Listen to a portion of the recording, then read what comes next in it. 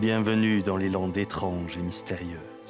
Aujourd'hui, nous sommes dans la forêt de Molietsema. Blotti dans les pins se cache au bout d'une impasse, un lieu hors du temps, un lieu qui nous replonge des siècles en arrière, lorsque les landes n'étaient que des marécages inhospitaliers. Sur ces terres désolées, au XIIe siècle, vécurent les Templiers.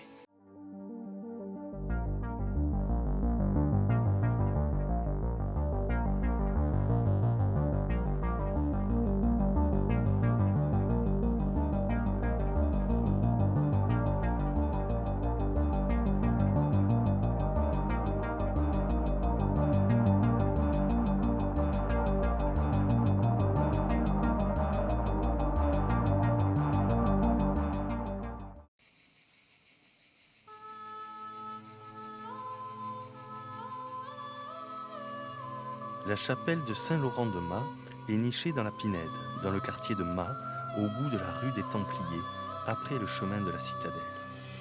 Cette chapelle templière, située sur le chemin littoral de Saint-Jacques-de-Compostelle, témoigne d'un riche passé. À cette époque, il y avait une commanderie de chevaliers du Temple, dont la mission était de protéger les pèlerins.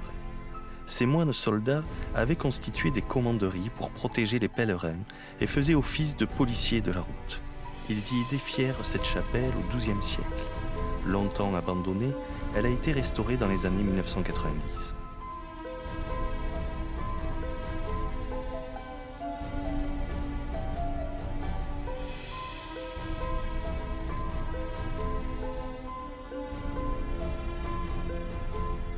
Dans le chœur, on peut voir les restes d'un hôtel galbé du XVIIe siècle et 2 colonnes en bois rescapées de la chute du toit.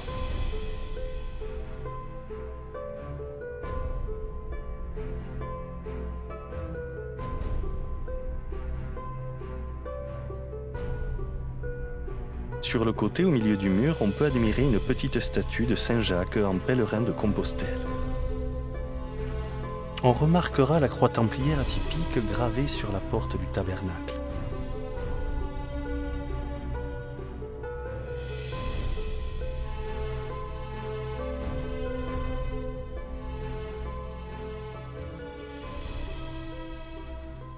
Non loin de là, les pèlerins devaient sûrement se soigner à la fontaine Saint-Orens, ou la source de Pourrut de Mas. On la nomme Pourrut à cause de l'odeur du soufre qu'elle dégage. L'eau sulfureuse n'est pas bue, mais elle est utilisée en bain pour traiter les maladies de peau. Conformément au rituel d'ablution, lorsque le malade se sèche avec un bout de tissu personnel, il l'accroche à proximité afin que le mal reste sur place. En 1280, le hameau de Mas était donc le relais d'étape entre Mimizan, qui avait une abbaye, et Cabreton, où se trouvait une autre commanderie templière. Mis à part la chapelle, reste-t-il d'autres vestiges de la présence de ces moines chevaliers? On dit que tout proche de la chapelle se situait une citadelle. Encore aujourd'hui, il existe le chemin de la citadelle. Je pars à la recherche du dernier domaine des Templiers de Molietsema. C'est là, au lieu dit Tuc de la citadelle, que s'élevait dès le XIIe siècle une commanderie de Templiers qui abritait les pèlerins empruntant la voie du littoral pour se rendre à Saint-Jacques-de-Compostelle. J'arpente le chemin qui monte dans la Pinède. Dire que je pose mes pieds là même où les chevaliers templiers les posaient il y a 8 siècles. La commanderie n'existe plus, aucune trace ou vestige de quelque construction que ce soit. J'arrive en haut du Tuc. La forêt est dense de nos jours, mais en 1280, on devait avoir un point de vue à 360 degrés qui permettait de surveiller les alentours à plusieurs kilomètres à la ronde. C'est alors que mon regard est attiré par une boursouflure au niveau du sol, en bord de chemin. Dissimulé sous un tapis d'aiguilles de pin, voici que je mets à jour une dalle sur laquelle est sculptée une croix templière.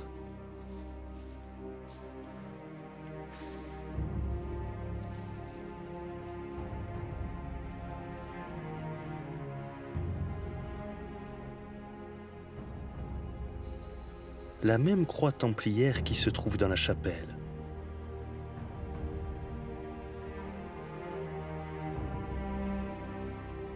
C'est donc ici, à cet endroit même, que s'élevait il y a 8 siècles la commanderie templière de Molietsema.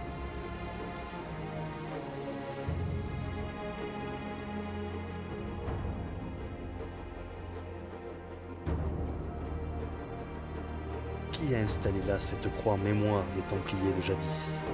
Et si les Templiers étaient toujours parmi nous? La tradition templière dans les Landes est bien toujours vivace. Nous en verrons d'autres exemples dans les prochaines vidéos des Landes étranges et mystérieuses.